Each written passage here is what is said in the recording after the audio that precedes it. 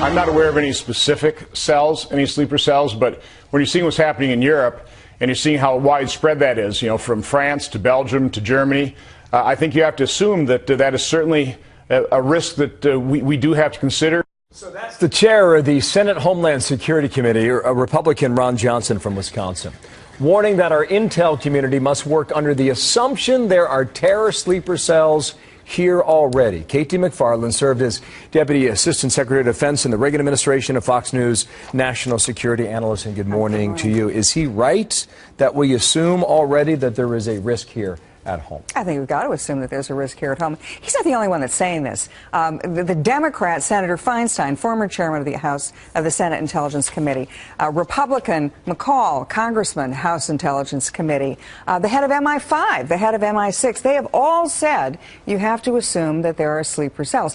Senator Feinstein has also added to this, saying that our real vulnerability, our real Achilles heel in America is Europeans who may have gone to train, fight in the Middle East, coming back to Europe, and then entering the United States with our visa waiver program. In other words, they can just come. They don't need a special visa. They just show up, at JFK. That's intriguing. I mean, that presents a whole new, whole new possibility here. When you think about these cells being able to move with not easy ability among European countries, but with easier based on proximity and geography in a simple plane flight.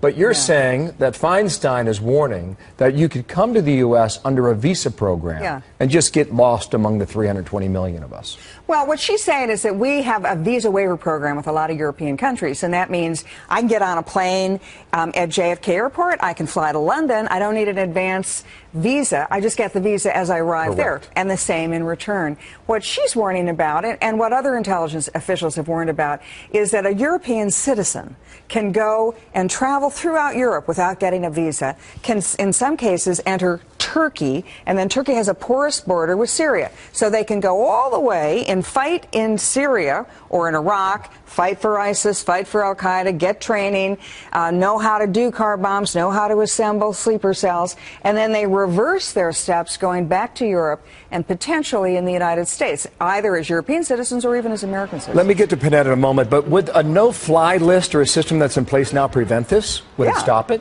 And that's why the good news here is we had those guys in Paris.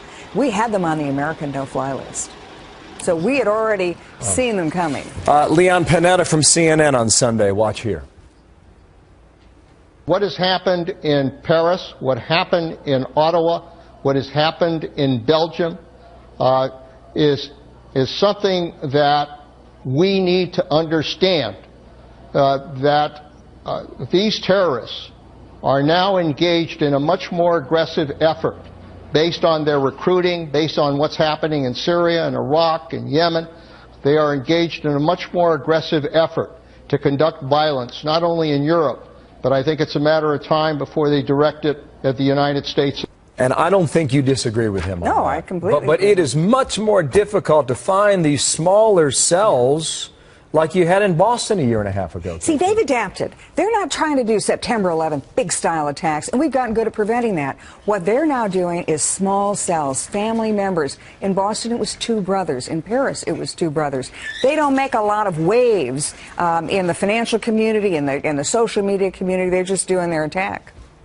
And they can lie low. And they can lie very until low. In they Paris, find they a lied time low to strike. for a couple of years. We're going to bring you back later in the week. We'll talk about a lot of the new technologies that are being employed here because, frankly, we need them. And we have them. That's the good news. Yes. Thank you, KT. Thank you. All right.